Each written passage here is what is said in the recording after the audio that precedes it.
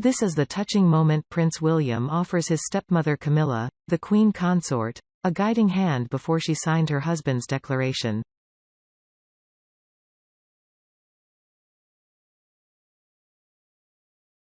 It marks a new era for the Prince of Wales and the Queen Consort after years of a difficult relationship while his mother Princess Diana split from Charles in 1992, and later divorce in 1996.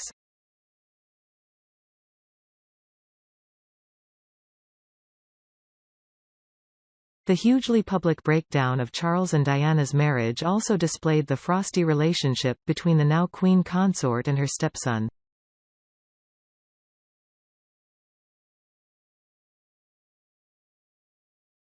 While William and Camilla's relationship was not easy at first or for a number of years after her marriage to his father, he is closer with his stepmother and now especially so after the loss of Queen Elizabeth II.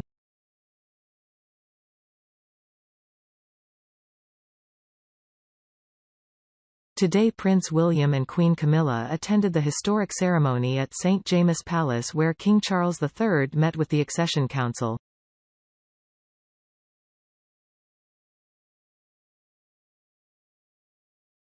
And as they walked into the hall where they were met with the Archbishop of Canterbury and several senior government officials, the Prince of Wales kindly put his arm out as he walked behind his stepmother, the Queen Consort.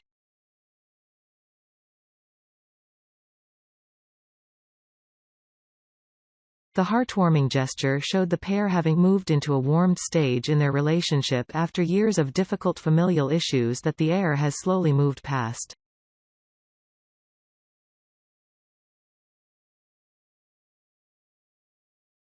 They stood behind the king as he made his personal declaration on Saturday morning, showing a strong front despite years of heartache for Prince William, who struggled with the loss of his mother and acceptance of his new stepmother.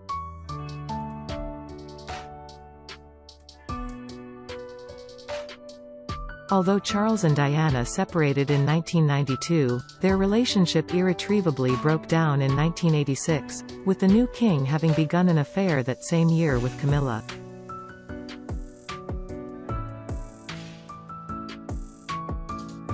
The public image of both Charles and Camilla was tainted while William's mother Diana was held in high regard, leaving the young prince to put up a wall with his stepmother, which he has only recently begun to break down.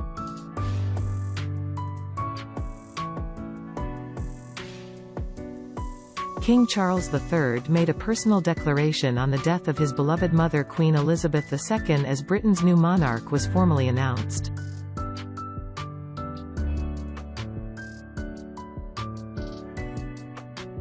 Paying tribute to the Queen at the Accession Council, the King said, "Her reign was unequalled in its duration, its dedication and its devotion.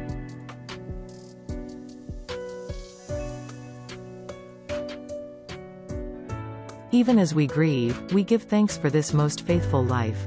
Making his declaration, Charles III said, "My lords, ladies and gentlemen, it is my most sorrowful duty to announce to you the death of my beloved mother the Queen.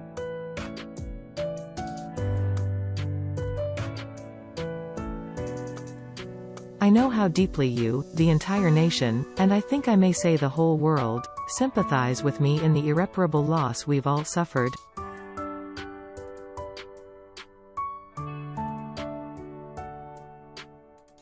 It is the greatest consolation to me to know the sympathy expressed by so many to my sister and brothers.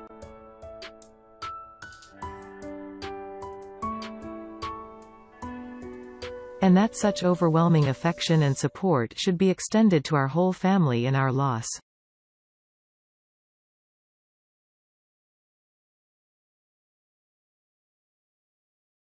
A source told the Daily Mail the Prince of Wales' relationship with his father is better than it ever has been, they said in February, after the Queen announced Camilla's title when Prince Charles, now King Charles III, was to become sovereign.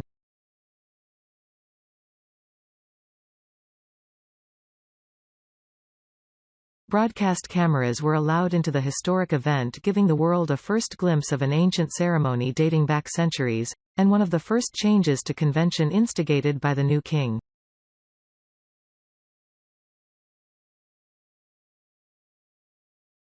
Prime Minister Liz Truss joined Camilla, Queen Consort, William, Prince of Wales and 250 other dignitaries including the Archbishop of Canterbury Justin Welby, the Lord Chancellor, the Archbishop of York Stephen Cottrell, the Prime Minister, the Lord Privy Seal, the Lord Great Chamberlain, the Earl Marshal and the Lord President to sign the proclamation at 10 a.m.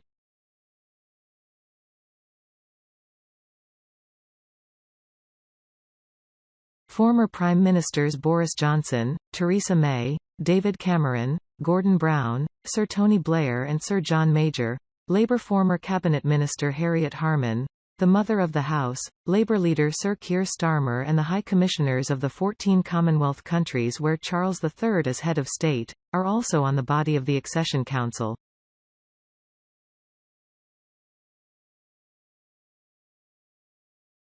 During the event the Lord President, Conservative MP Penny Mordaunt, appointed by Ms. Truss, announced the death of the sovereign and called upon the Clerk of the Council to read aloud the text of the accession proclamation before the body sign the document.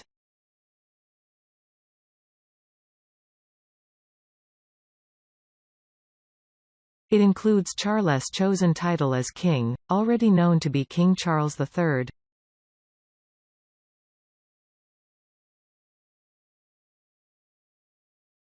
Charles III is expected to then enter for the second part of the council at 10:20 a.m., attended only by Privy Councillors, and makes a personal declaration about the death of the Queen.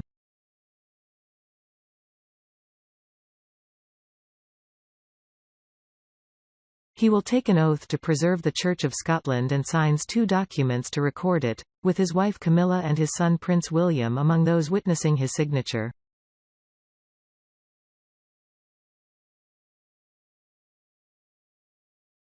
At 11 a.m. a principal proclamation will be read in public for the first time by the Garter King of Arms in the open air from the balcony overlooking Friary Court at St. James.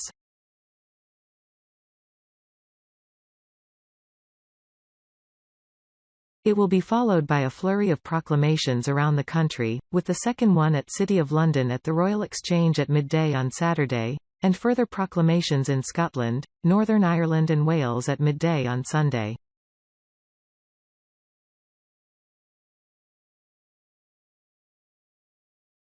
In recognition of the new sovereign, Union flags will be flown at full mast from the time of the principal proclamation at St. James' Palace until 1 hour after the proclamations in Scotland, Northern Ireland and Wales, after which flags will return to half-mast in mourning for the death of the late Queen.